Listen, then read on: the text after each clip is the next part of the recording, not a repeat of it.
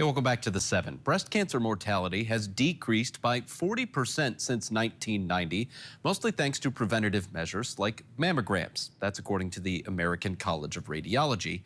Cherry Health, though, is trying to increase that statistic even more by bringing a mobile mammogram unit to Wyoming. I spoke with them today in our digital studio about this partnership with Michigan Medicine.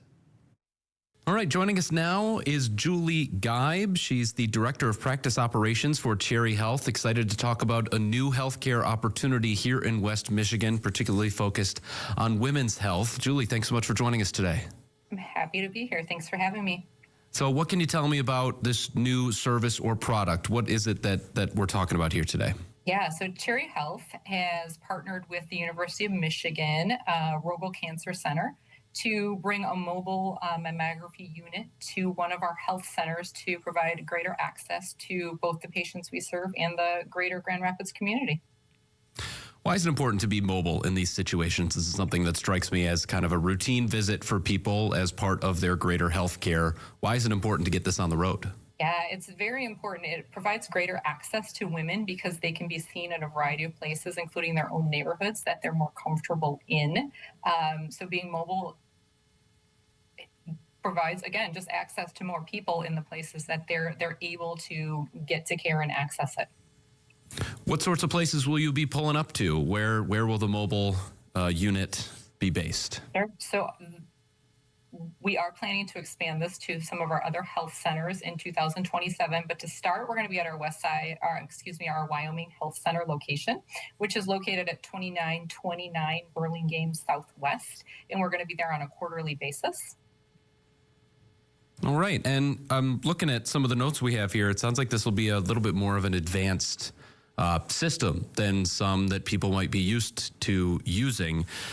Let's talk about the difference between 3D imaging compared to standard 2D imaging. What is available in this unit and why is it an important upgrade? Great question. So this particular unit uses a state-of-the-art screening, which is 3D rather than the standard 2D mammography.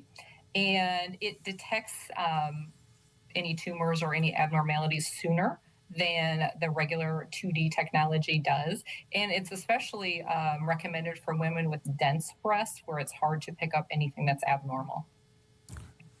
You mentioned how important it is to meet people where they are with this sort of service.